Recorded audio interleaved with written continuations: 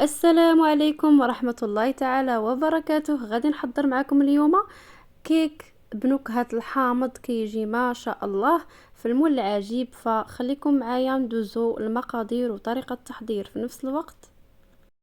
ففي واحد الاناء كنحتاجو بيضة واحدة، ضروري تكون بدرجة حرارة المطبخ، وكأس ديال سكر سنيدة او سكر الخشن، قبسة ملح، و ساشي فاني. فغادي نخلط المكونات جيدا حتى كيبيض لنا الخليط كما غادي تشوفوا معايا. فإلا بغيتوا ديروا الطراب الكهربائي تقدروا تستعملوا، فانا استعملت فقط الطراب اليدوي، راه دغيا كيبيض لكم الخليط. كنوضع كأس الا ربع ديال زيت نباتيه، كنبقى نوضعها بشويه بشويه وانا كنخلط. كنحاول نخلط المكونات جيدا، ومن بعد غادي نضيف كأس ديال الحليب اللي حتى هو يكون بدرجة حرارة المطبخ، ونخلط المكونات. وهنا كيبقاو ليا غير النواشف. فهنا غادي نضيف الكأس الاول ديال الدقيق. الكأس البنات ديما كنعبروا بكأس العنبة، وغادي نضيف عليهم زوج من ساشي خميرة الحلويات، كل وحده فيها 8 غرام، يعني فيهم بزوج 16 غرام. صافي كنخلط جيدا. حاولوا البنات انكم تغربلوا الدقيق. وهنا غادي نضيف الكأس الثاني من الدقيق، الفورص الخاص بالحلويات او الدقيق الابيض. كنحاول نخلط جيدا، وكيبقى ليا الكأس الثالث. فهنا الخليط ديالنا خضر لنا 3 الكؤوس ديال الدقيق.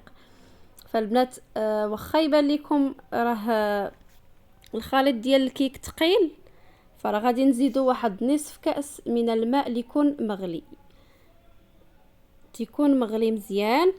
دابا راه انا كنخلط ودايره من فوق البوطه، فمباشره غادي نخويه من فوق الخليط، وكيرجع ليا الخليط خفيف.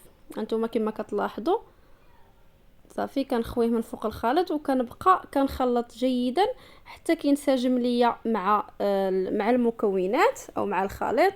كما كتلاحظوا كيرجع بهذا القوام، كيرجع الكيك ديالي خفيف. وهنا البنات خديت المول العجيب، دهنته بشويه ديال الزبده، ووضعت عليه ودرت فوقه شويه ديال الدقيق. هنا غادي نوضع الخليط ديالي، نحاول نهز ايدي شويه الفوق ونوضع الخليط ديالي كله. هنا البنات الفران راه باقي ما شعلتوش حتى كندخل الكيك للفرن، عاد كنشعلو على 180 درجه، كنشعل غير لتحت حتى كيتحمر لينا من الجناب، كيبان لينا راه طاب وتنفخ، عاد كنشعل عليه الفوق. فالبنات راه كيحتاج معاكم شي 45 دقيقه هكاك ولا اقل، كل واحد على حسب الفران ديالو على شحال كيطيب. ما تحلوش عليها البنات حتى تدوز 35 دقيقه، عاد حلوا عليها وشوفوا واش طابت. هنا غادي ندوزو باش نحضروا الكريمه. خديت 4 المعالق ديال سكر سنيده، غادي نضيف نصف كأس ديال العصير الحامض، وغادي نضيف عليهم زوج الكؤوس من الحليب، وزوج المعالق كبار ديال النشا. هنا تقدروا تستعملوا كريم باتيسي الا متوفر، انا متوفرش ليا فاستعملت النشا فقط.